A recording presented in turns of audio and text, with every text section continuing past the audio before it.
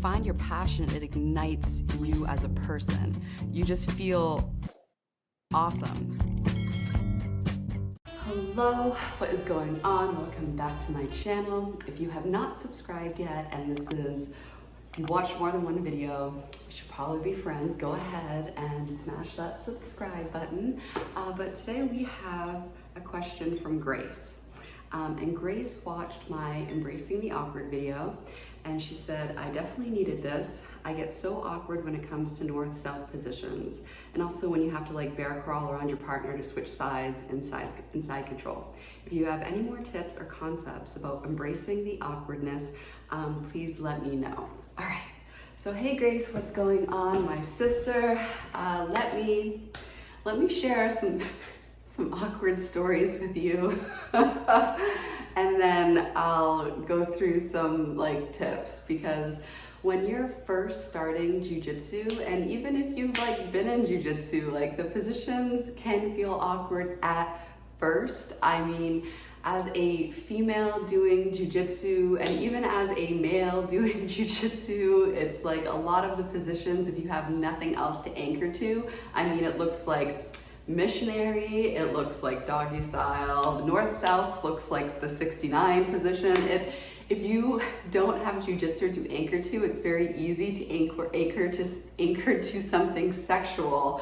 And as a, like, speaking from, like, you know, my experience, in terms of like looking at jiu-jitsu and also knowing like jiu-jitsu for self-defense, as a female, you know, statistically speaking, you are going to be in one of those positions, like the missionary position, if stuff goes down. So it's really important to know how to be able to fight from those positions. So it's like actually, you know, a good thing that these positions exist, because they do look, you know, like you might do missionary in the bedroom, and you might do, you know, have somebody in your guard when you're on the mats, but after jiu-jitsu, you're probably gonna wanna just do it in mount in both cases, because that's just a superior position.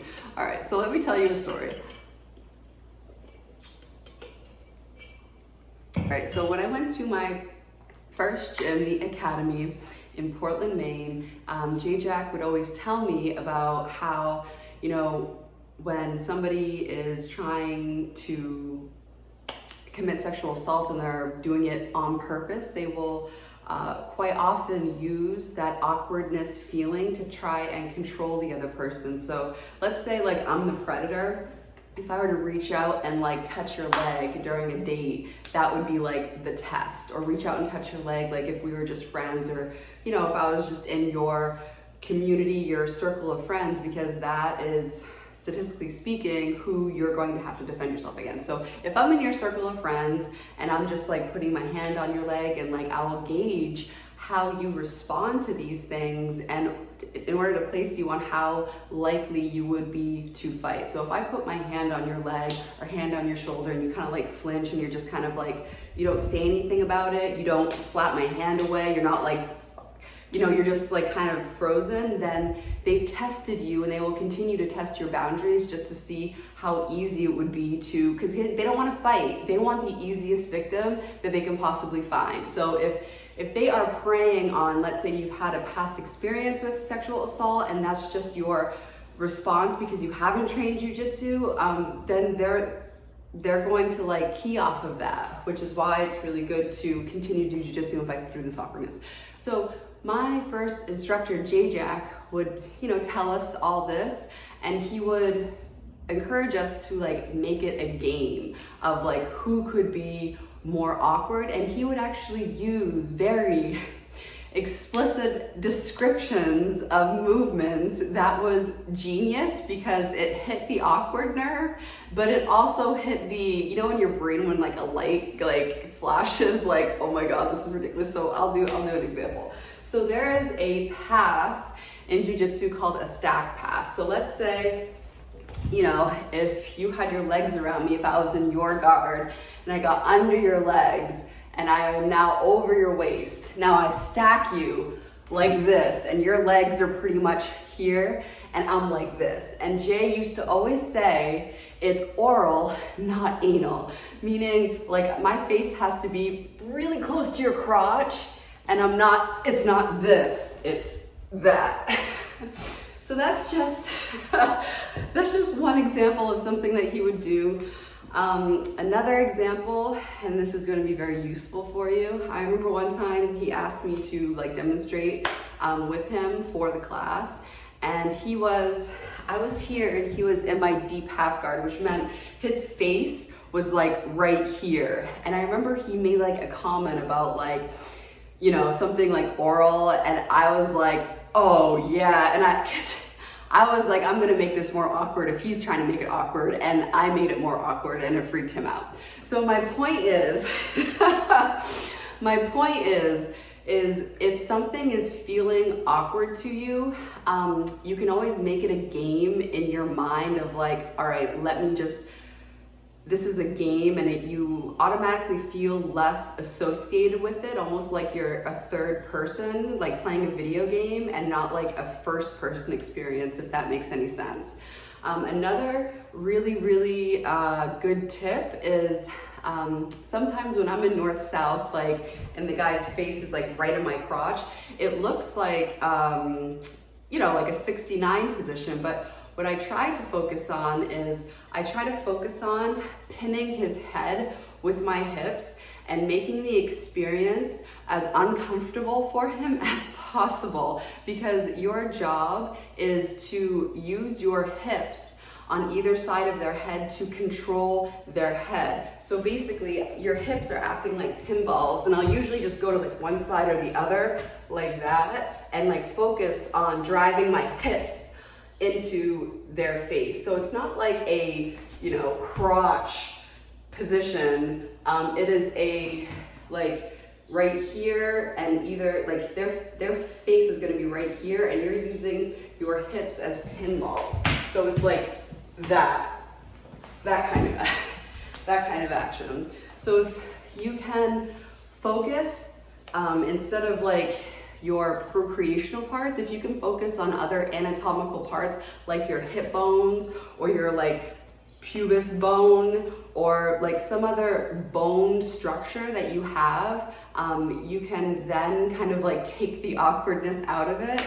And if you also focus on controlling them and applying as much pressure as possible, then your mind focuses on, you know, making it uncomfortable for them and controlling them, and like focuses less on like the awkward aspect. But I mean, it's still okay to like, sometimes I find myself giggling about it, but I try to like keep it to myself because I just have that type of, I don't know, I just think things are quite comical. I get that sense of humor from my grandmother.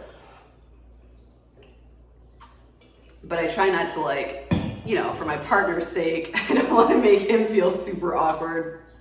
Unless he's trying to make me feel awkward, then it's the game. But yeah, so if you don't, it's time too. So here are the tips. If you're feeling awkward while you're in a specific position like north, south, or bear crawl, try to focus on applying the most pressure as possible and eliminating space. And if you still are getting distracted and getting the giggles, ask your partner during drilling to give you some resistance. That way, like say, hey, can you give me 10% resistance? That way you can test your position, because you will forget about how awkward it feels when it comes down to the game of, can I keep this person in north-south position? If he starts or she starts wiggling out, you're like, wait a minute, what did I do wrong? And then you'll immediately try to apply more pressure to try to make the technique work.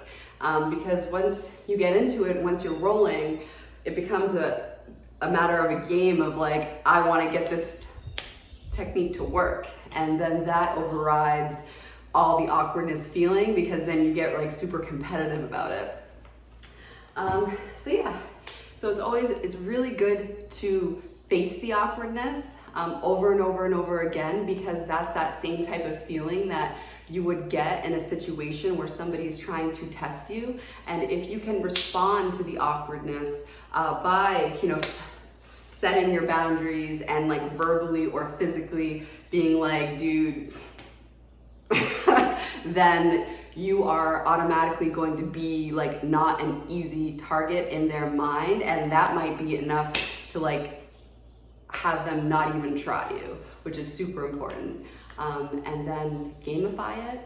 Ask your partner to give you resistance. That way you can focus on making the move work instead of it feeling awkward. And then of course, you know, after a while, it's just gonna be like an everyday thing to you. So just set a schedule and keep the schedule. And then time will go by and you're gonna be like, oh my God, like this is, you know, no big deal.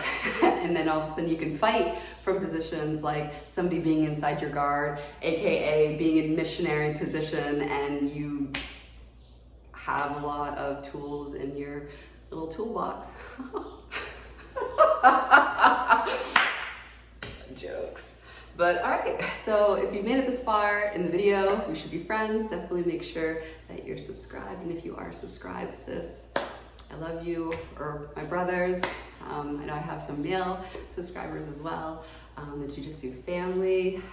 If you're doing any type of martial arts, if you're doing jiu-jitsu, judo, you know, Muay Thai, that's friggin' amazing. Keep on doing it. If you're a beginner white belt female, you just need to focus on surviving.